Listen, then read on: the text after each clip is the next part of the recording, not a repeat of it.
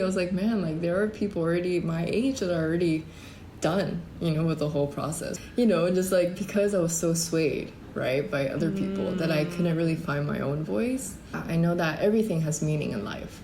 So whatever happens, I'm just going to give my 100%. From SGI USA, I'm Cassidy Bradford, and this is Buddhability, the weekly series where I talk with Buddhists from all walks of life about the power we each have to change our lives and the world around us. Welcome, Moeko. Thank you so much for joining the Buddhability podcast all the way from Hawaii. Of course, we're doing it virtual, but we're doing it over 6-hour time difference. So thank you for joining me in the early morning. Thank you. So just to start things out, I always have guests introduce themselves, so you could just tell me a little bit about who you are and your journey with starting to practice Buddhism. Yeah, thank you so much for having me here today. So my name is Moeko, and I'm 28 years old. I'm currently in Honolulu, Hawaii. So I was born in Osaka, Japan, and when I was 1, my family and I moved to Singapore, where I lived there for 5 years. So my preschool, kindergarten years were there, and at the age of 6, we moved to the island of Kauai. So most of my life has been on Kauai. I was born into this Buddhist practice. So my great-grandmother chanted Nam-myoho-renge-kyo. So I'm a 4th generation Buddhist. So really so grateful, to be surrounded with this Buddhist practice and just learning so much, from my family. I've just been able to really use that practice to overcome all these challenges and obstacles in my life. So I'm very grateful for that. Wow, I can't believe great-grandmother practicing. That's I've met a couple of people their grandparents practice, but to have that many generations is really incredible. Was there any point in maybe your childhood or adolescence that you were oh, this Buddhist practice is mine? Or were you someone that because you grew up in it, you just always identified or felt like you were a Buddhist? Yeah, I think what was really cool was every dinner, my family and I would always have dinner together, as a family. And that was very consistent in our life growing up. And those dinner conversations were really talking about, how these Buddhist practices helped, my dad or my mom. My dad wasn't a Buddhist at the time when he married my mom.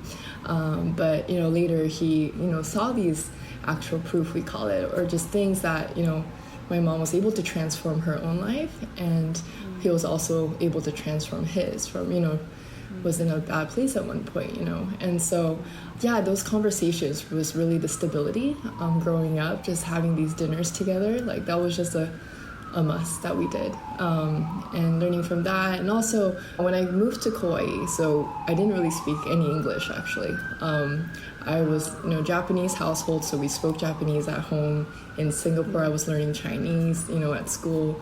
And so when I moved to Hawaii, I was kind of thrown into this small school with no English background, but from there little by little I was able to improve my English and also become the sole translator for my family too. But aside from that, just challenges, right, with homework, and I just remember a specific moment in high school. I was trying to solve this math problem and I couldn't solve it, so I was like, just as an experiment, I'm gonna go chant and see if I can solve this problem. So it was one of those enlightening moments where I went and I chanted. I came back and I was like, oh, okay, I'm able to solve this problem. It's working. I got the right answer, And throughout my life with relationships, friendships, just middle school, high school drama, all that stuff, I was able to really use this practice. And our local community, right, we have these meetings once a month, and I really enjoyed going to that, and all these other people also sharing their struggles and how they've overcome so many things was very inspiring and encouraging, so that kept me going. Wow, I love that you use the word experiment. I think a lot or many of us especially that grow up around this Buddhism, or even people that are starting, it does kind of start as an experiment, even if you grew up around it and you're I know intellectually that this is true, but let me like really see, is it actually, you know, totally. like for myself versus just seeing it real in other people's lives. Wow, that's really incredible. And today, of course, we're really going to be diving into like your career path and also relationships. So I think to start out and just give some folks, you know, more context, we can start with college. So did you always know that you wanted to get into medicine, which is the field you are now pursuing? Yes. So, yeah, I had an amazing pediatrician growing up on Kauai. So that was kind of the starting point around, 6, 7 years old. I was like, wow, this doctor is so amazing. Yeah. And he was so patient because I used to help translate, you know, a lot of the doctor visits for my mom. And he would just be there, you know, so patient with us and so compassionate. And I really admired him. So that was something, you know, I started looking into, and I started shadowing him and doing different, you know, health internships throughout college. But I think when it came to deciding which college I was going to go to, I wanted to go to Soka University of America. And the reason why is like before any career I dove into, I wanted to really focus on developing, you know, the foundation of humanistic values before I jumped into any career. So yeah, I went to Soka University right after graduating high school from Kauai, and you know, there was no life science program there, you know, at the time, so there was no pre-medical courses or anything. But you know, what was amazing about that school is that because it's such a small campus, you know, you're really able to work one-on-one with the professors. And so I was able to gather, you know, 5 other students who were interested in medicine, and we proposed the first general chemistry course. And so that was really cool, you know, to be able to work with a chemistry professor. And eventually I became a research assistant there. And then my senior capstone, or my senior project, I got to do cancer research, which was eventually published later on as a first author. So I'm really grateful, you know, for these opportunities. But of course, at the time, you're thinking like, oh, like, should I do this? Can I do this? Like, what if things go wrong? But, you know, this practice has helped me say, you know, it's okay. Like, you can do this. You know, nothing is wasted in life, right? So whatever the opportunity is, just take it and see where that takes you. Wow. To like be doing research in undergrad is like, I mean, some universities and some students are doing that, but it's like very challenging. And I imagine like, I don't know, for me, and just in like a regular class, I was like having so much self-doubt, like, oh, do I really know what I'm talking about? Like, how did you have the, like, not just confidence, but I guess I would say like initiative to be like, okay, I know that I want to do medicine, so I'm going to figure out like how can I make the most out of my undergrad by doing this chemistry course and starting to do the research? Yeah, totally. Yeah, I know. I think the mindset was like, you know, at the end of the day, like, just ask and see what happens. The worst thing is a no, right? And there was a chemistry professor at the time, so I just went into her office and be like, hey, you know, a couple students and I are interested in medicine. You know, are you able to teach that? And she's like, well, let's collect all these different syllabus from different universities and let's create a general, you know, chemistry syllabus. So it was exciting, you know, like being able to spearhead that. And to this day, you know, she uses that course in the life science program now. But yeah, just really cool. You know, it just takes, you know, that one ask, right? Just type that email or just go into their office. And at the end of the day, it's like, if it's a no, it's a no. But, you know, you got nothing to lose kind of mindset. And that was kind of the starting point. And since then, I've been just doing all kinds of stuff. Yeah. That those little victories, now you're like, I could just ask. Like, ask. I'm just gonna go for it. Exactly. Oh my gosh. Yeah. And then, you know, like the other side of what we're talking about today is relationships, and I know that you met someone during college, so can you tell me a little bit about those years of your relationship? Yeah, sure. Yeah, so I think initially, you know, I was kind of getting in these repetitive patterns, repetitive cycles in my life where I kept getting into these relationships where there was miscommunication or things that I didn't know what I wanted or the partner didn't want, you know, and just, it was really tough. It was, you know, it was a struggle. And I just remember chanting one day and I was like, you know, like, this keeps happening to me.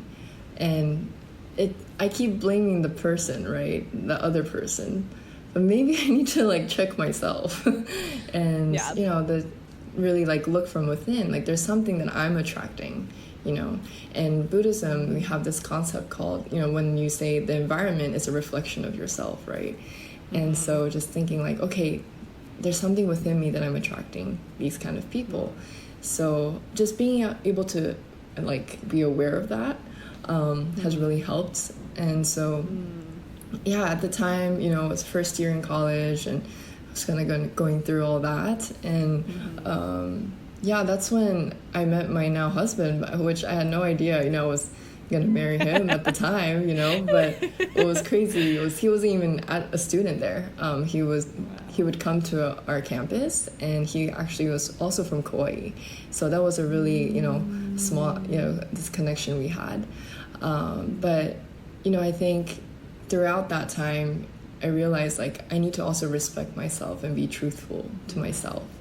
And that is like this ripple effect, right, to our partners, our community. And so, yeah, I also learned a lot about being in a relationship. You know, it takes work. It's not just this, you know, butterflies and honeymoon phase all the time. Yeah. You know, but the underlying thing is to respect each other and to communicate and to have that commitment, to mutually commit, like we are in this relationship together. And so let's, you know, tackle on these different, you know, obstacles together. So yeah, we just celebrated 9 years of being together since we first met. Yeah, so we're just reflecting like, yeah, we've come a long way, so many different things. And we were also long distance for the first 2 years too. Yeah, being able to go through all that, and here we are now, you know, in Hawaii, and we've been married for almost 2 years now. So yeah, it's been great, and I never thought, you know, this would be the most stable part of my life. Because it was so, you know, up and down, you know, before. So, oh my gosh, I totally relate to that. Like my relationships were always like the area of my life where I was like really having to, face a lot of stuff about myself. Something that I was curious about is, you know, you mentioned that like. When you started college was when you were chanting and you realized like, oh, wait a second, like, you know, there's something about me that's like attracting this kind of relationship.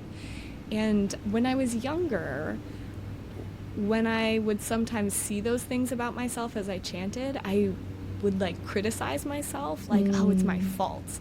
Did you ever feel that way, or was it like, oh, empowering, oh, I can change this? Sure, yeah, no, that's a great point, because yeah, I think as, you know, humans, we put a lot of expectations on ourselves, right? This kind of trying to achieve this like perfection, and seeing our own flaws and be like, ooh, you know, like this is, you know, I don't like this, right? And I think chanting has helped me embrace that, like the flaws like that I have, and like, okay, like here it is, let's grow from it, let's try to make it better, because no one is perfect, right? And so you know, still, you know, I was very young, you know, I was like 19 years old when I met him, but yeah, still very young, and you know, I had a lot to learn, but at the same time realizing like no one's perfect. And from here, like, we take the action from now on, instead of dwelling in the past or dwelling in our own negative tendencies or, you know, our flaws. We have it now, we see it, we're aware of it. Now let's move on. How can we make it better? Yeah. Yeah. It's interesting that, and not surprising that when that kind of awareness or shift happened, even though there was, of course, like, work to be done after that point, that things fundamentally shifted though, right? Because it sounds like then you're in the relationship in a different way. Even if there are problems, you see like, okay, but there's also something about myself. My relationship is a reflection of me. Right. Yeah, I do think, you know, that's such a incredible part of this, you know, our Buddhist practice is as we chant, we like transform so much about ourselves. And I feel like with time I've given myself a lot more grace, you know, like, okay, I'm changing, I'm working on it. And I yeah, I just feel like that is something that I really appreciate now, like especially in all family relationships, friendships, like grace with myself and with others. So as someone who just recently got married myself, I'm wondering, like, do you have any advice on marriage or, you know, deciding to get married, or maybe any advice that people gave you at the time? Yes, and congratulations. Yeah, it's so exciting. I know. I mean, I'm still new to marriage too. Yeah. You know, it's only been, almost 2 years, right? So still new. But I think what was really eye-opening was, you know, before I got married, you know, it was basically 7 years of us dating, and then we decided to get married. But my mom, you know, she's also a Buddhist practitioner. But she was just saying, like, hey, you know, when you marry someone, that person's karma also becomes yours, right? So what that means, like, whatever his tendencies, all of that too, is going to become yours. Like, we are one, you know? And she said, are you ready for that? I was like, dang, that is a loaded question. Let me rethink about this. Maybe I don't want this karma. Exactly. So I think, you know, I still to this day, like, take that wisdom with me. And no matter what happens, it's like, okay, all right, like, we're gonna work this out together. You're not alone in this, right? His family comes from a different religious background, but we're able to really connect. Like, you know, we just, like, being in that relationship, we talked about, you know, Christianity and Buddhism and the commonalities, you know, different things, and have that, like, lots of dialogue. Like, I got to read some of the Bible, he read some of the Lotus Sutra, you know, just kind of this exchange, and just, like, having that same, you know, values too, right? So that was really important. But yeah, knowing that he's very supportive of, you know, my practice, and so he knows, like, if I'm in a mood, he's like, okay, why don't you go chant? I think you'll feel better after you go chant. So, but I think everything, right, and with marriage is like, okay, like, it's a team. It's not one versus the other person. Like, we are working this together. So yeah, I think that piece of wisdom has been really helpful.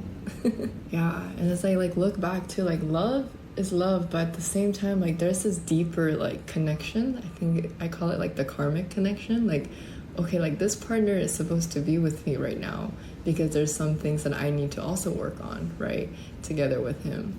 So sometimes you can't even, like, avoid that. Like, you know, like, it just, like, happens. Like, things happen in your life. You're like, okay, like, this person is in my life, but I think this is because it's challenged me in this kind of way.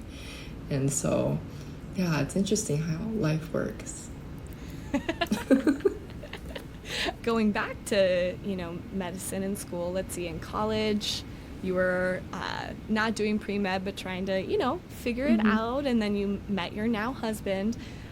What happened after you graduated undergrad, both in career and relationship?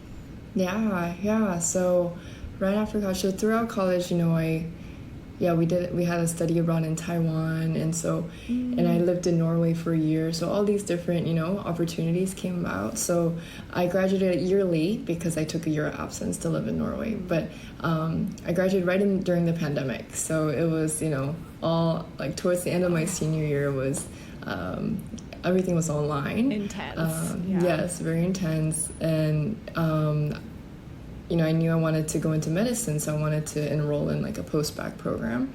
And so I, you know, applied, I did all the interviews, and yeah, during that time I got accepted during the interview. They said, hey, you know, join us. And so I was like, okay, great. Wow. So everything just went bam, bam, bam. It was very smoothly. And so, yeah, I did this 1 year intensive program. And everything was during the pandemic. But 10 days after I graduated, I started this program.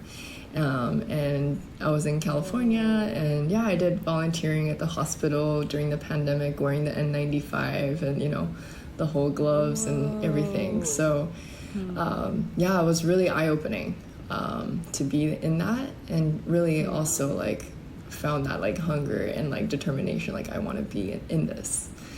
So I worked, and so during that volunteer, I also got hired. They created this position for me to work there as a medical assistant, and so I was working for a couple years in California at a local hospital, and then we got married, and things started shifting. So, you know, my husband, he got a job on Oahu. And at the time, I was like, okay, wow, this is all happening, you know, so fast. And of course, it's, you know, I was feeling a little bit of doubt, like, is this the right time to move, you know, and all these, you know, negative thoughts too. But I was like, you know, I've always wanted to work in pediatrics. So I'm just going to cold call a pediatrics office in Oahu and see what happens, you know? And so I cold called Same with them. like the chemistry. You're just like, boop, I'm just going to go for it. You know, just going to go for it. So, yeah, I called them and said, hey, you know, I'm looking for a job. And yeah, just crazily, like, it was very fast to turn over, and I was able to do a working interview while we were on our honeymoon layover here on Oahu, and got the job offer the next day. And so before even moving here, we were able to get a stable job for both of us. Yeah, and then within 2 months, you know, our dream was always to buy a home. So we were able to purchase our first home here as well. But just, you know, like, life is so interesting, right? Like we say, like, chanting puts us in this rhythm, call it the rhythm of the universe. And once you're in that rhythm, like, things just start to fall into place. And that's really how I felt, like, wow, like, this is so in rhythm. Like, I'm meant to be here. You know, my mission, my purpose is here in Hawaii. And my husband too, right? He's from Kauai too. So eventually, you know, our goal is to move back to Kauai. And my lifelong dream is to serve, you know, the community that raised me over there through medicine. So little by little, you know, I'm getting closer to that dream. But yeah, it's been really nice to be back here and to be with, you know, the community here. Yeah. Wow. It's incredible that, like you said, when your life is kind of in rhythm, it's like, wow, everything is just like so perfectly lining up. I know, like, when we had talked before, you mentioned, like, the kind of, like, commitment to getting married, the commitment to moving to Hawaii was like, you were struggling a little bit, like, doubting yourself, you know, and not totally trusting, like, oh, can I do this, or is this the right thing for me? So can you talk just a little bit about those feelings and, like, how you faced them? Yeah, I think the time when, you know, he got this job and it was like, okay, like, this is it.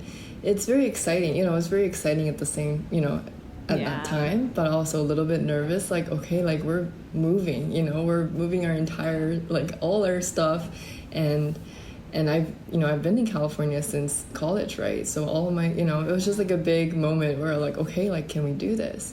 But I knew, because, like, we've worked so much out with our relationship too, where we were, like, very stable at that time, like, okay, like, I know we can do this together, and this is a new challenge for us. So kind of having that courage to be like, no, like, yeah, I mean, this is, if it doesn't work out, doesn't work out with our new move, but, like, at the same time, you know, this is our new adventure for us, you know, a new chapter.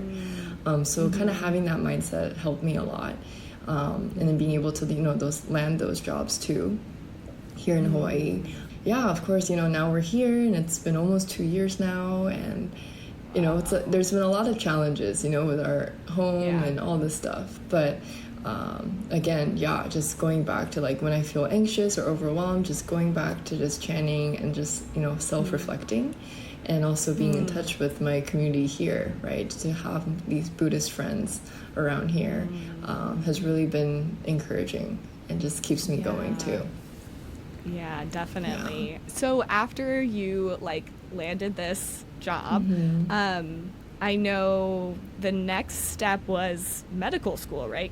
I have never been in the medical field. I know very little, but everybody I talk to that has to go through the process is like, oh my gosh, med school, like, even just starting in applications is, like, intense.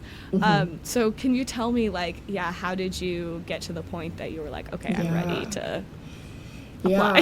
Yeah, it's been quite a journey with that.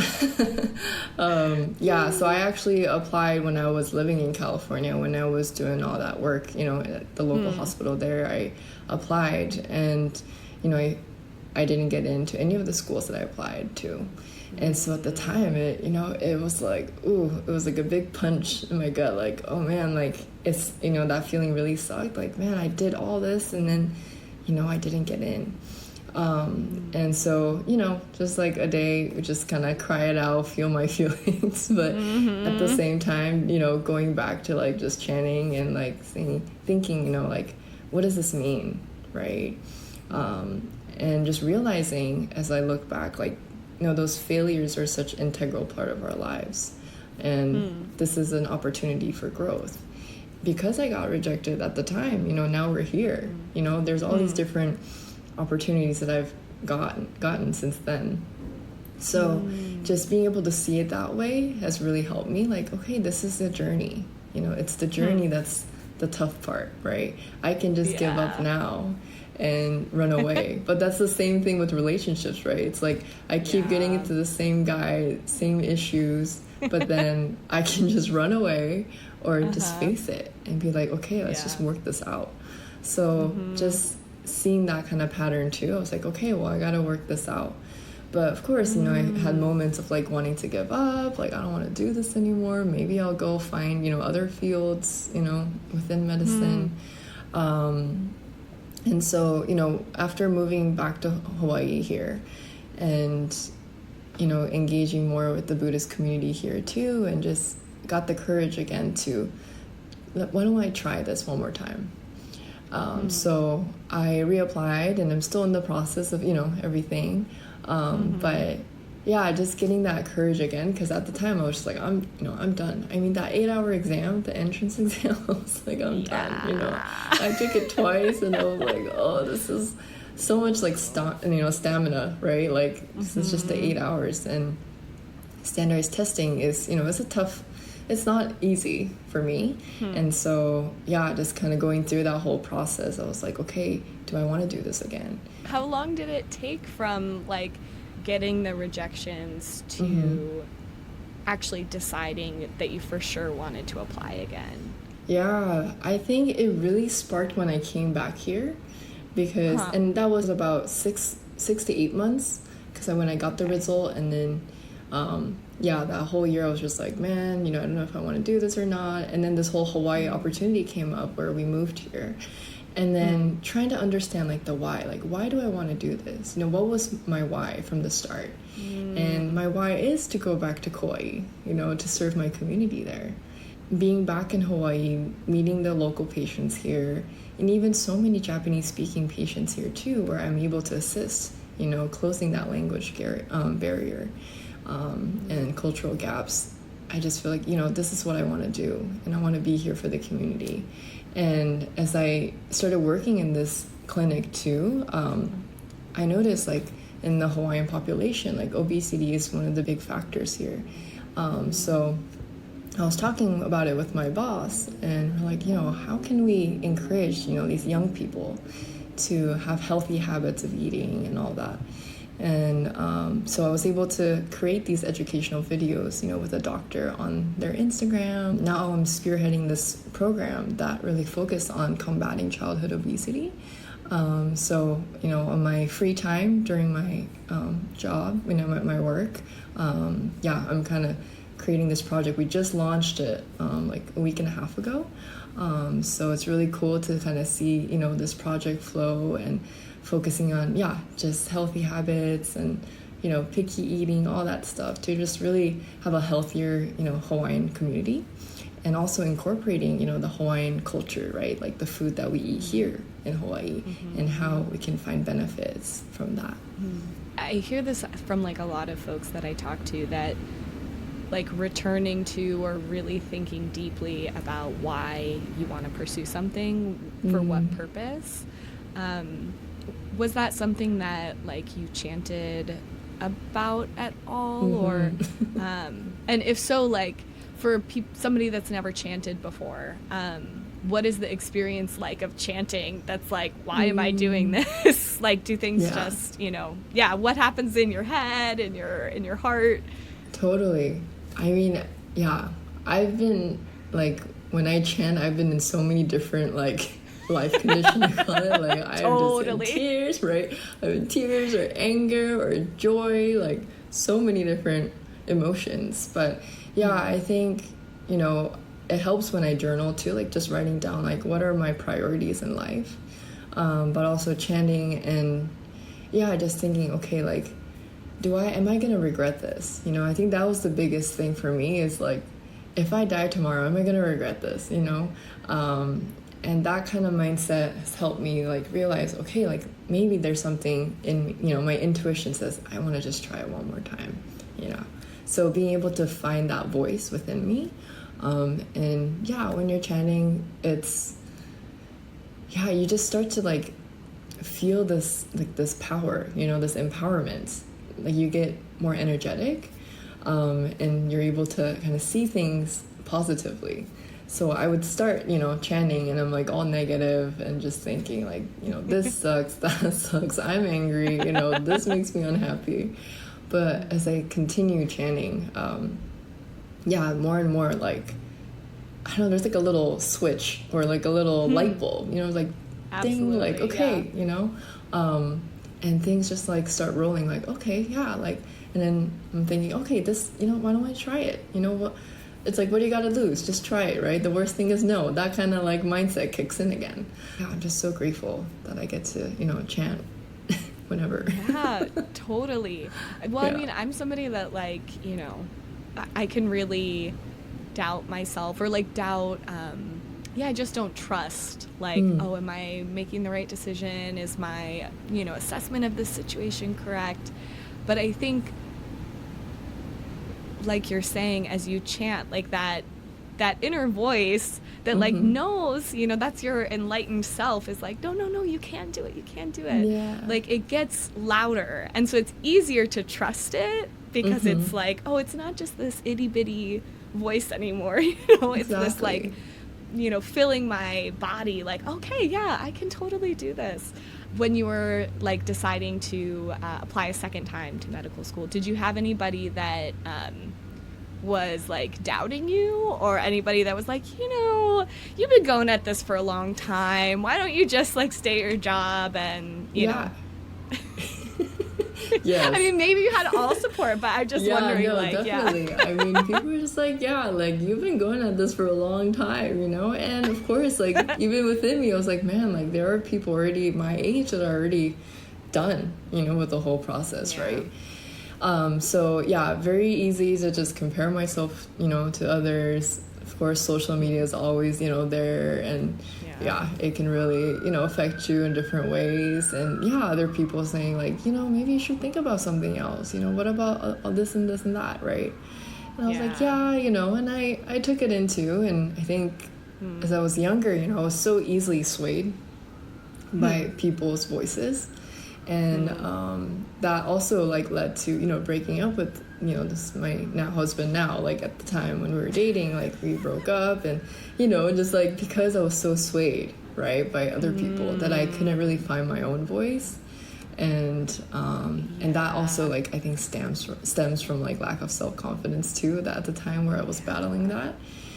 So being easily swayed. And so even, you know, this time around when people are saying that, and I'm like, okay, you know what, you know, I appreciate, you know, your comment too, and just thinking about it. But of course, going back to chanting again and finding that inner voice, like, okay, what do I want to do?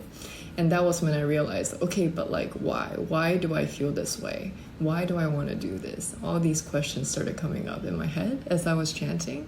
And I was like, oh yeah, exactly. It's because I want to go back to my community, you know, and that's where I want to focus on. So that has, driven me to this point. It sounds like, when you were younger, more just like, okay, whatever somebody says, I'm going to take that as like, could totally be the truth, you know, like I'm just going to take it in as what it, you know, and let it kind of sway you, versus now it's not like, oh, I don't listen to people's opinions, but like I take it in and then I chant about it and see like, you know, what parts are, you know, true, what is this, you know, telling me, which I think is like a really healthy way. I don't know.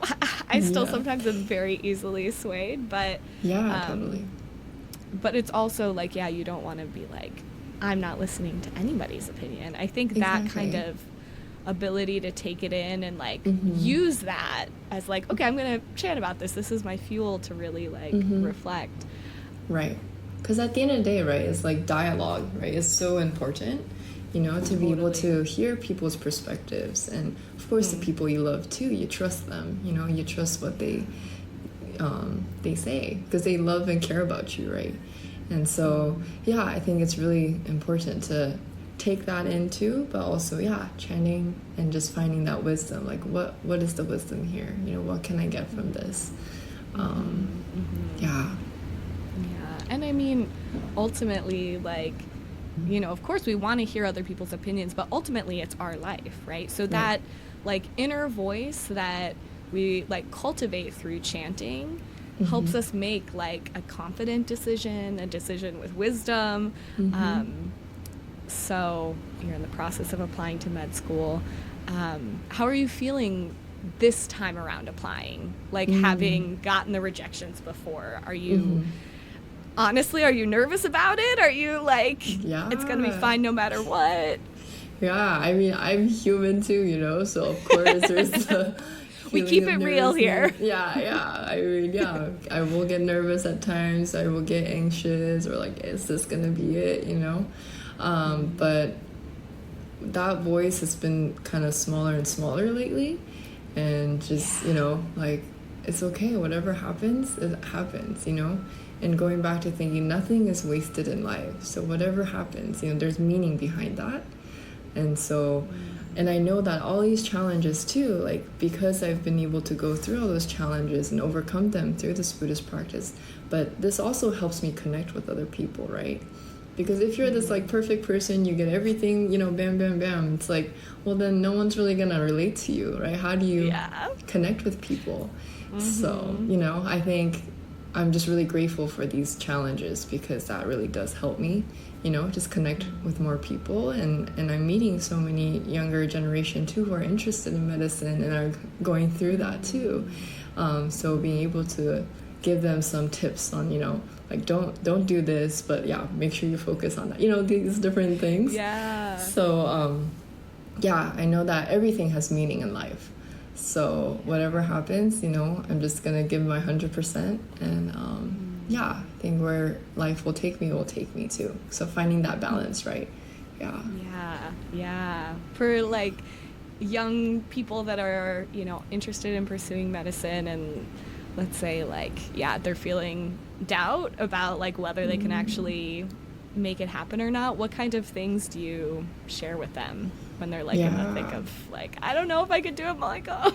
No, it's brutal. I mean, these exams too, I think that's one of the big ones that a lot of people like are you know, trying to tackle. And it's like, yes, they put all your weaknesses out on the table for you, you know. You're just like seeing everything. You're basically, oh my god, my worst nightmare. It's very humbling. But, you know, but I think being able to not get so overwhelmed by the whole thing, but just taking step by step, what can I do today? You know, what can I do tomorrow? And having these goals, just having a strong mental mindset, because it's all a mental game at the end. Like these exams too, like, exams or just interviews, all these things, right? But I think knowing your why is very important. So reminding them, like, what is your why? Why do you want to do this? And that will take you. You know, if your why is weak, then I think it's really hard to get through the whole process. I mean, because it's grueling, it's tough, and I think with any career or any kind of dream, like having that really clear purpose and strengthening that. I've heard from so many people like that's the way that they get through.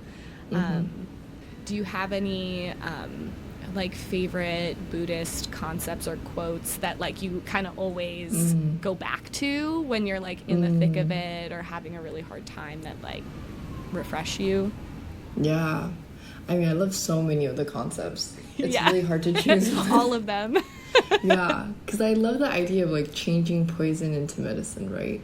Like I think a lot of my life, like there's so many different obstacles or I've hit so many walls, but being able to look at that and say, okay, how can we turn this into something positive?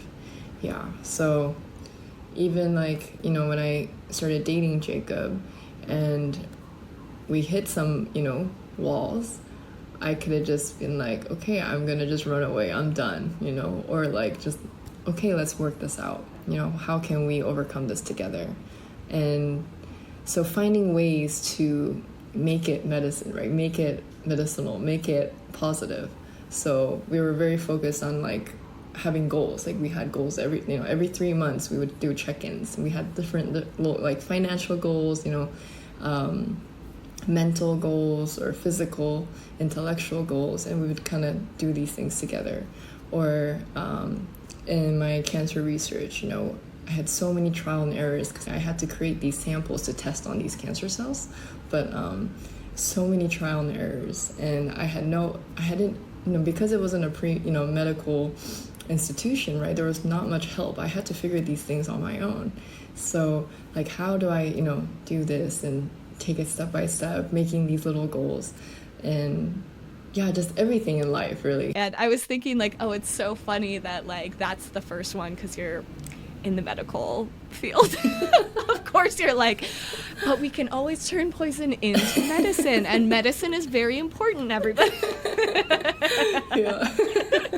Oh my gosh. True, it's true. Yeah. I mean, I think it's really a very like crucial kind of Buddhist concept. In the earlier years of my practice, it was a concept that like helped me kind of push myself, even if I didn't really think there was a way to make it into medicine. I was like, well, okay, this is what Buddhism says, so I'm going to try and figure it out.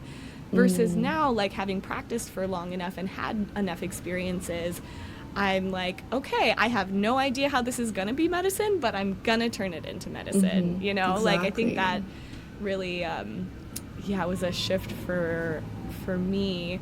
Yeah, do you feel the same way now, like as you tackle things, like an obstacle comes up, you're like, oh, yes, I can turn it into medicine. yeah. I think, all the recent challenges, like, I'm just like, okay, well, here's the challenge, you know, but it's going to be okay. Everything's going to be okay. So I feel a lot more stable as, you know, as I was, you know, younger, like my 18-year-old self, because, you know, there's so much growth that comes with that, right? When you tackle on these challenges. Otherwise, you just get stuck in the same pattern and you just never grow, right? So I think it's very empowering that, you know, this practice teaches you, like, you can actually change that, right? The environment is a reflection of you. If you're not happy with the environment, you can, you know, you can take that action. So one more question I have is, if, you know, there's somebody listening now that is like kind of curious about Buddhism and maybe they want to develop that kind of like trust in themselves, what advice would you give them? Yeah, that's a great question. With your situation now, whatever that's bothering you, you know, I think I would start with that. Like, what is it that, you know, when you think like, okay, there's something here that's been bothering me, but I've been pushing it away, you know, maybe just trying to face that and use this practice to just say, okay, where will this take me?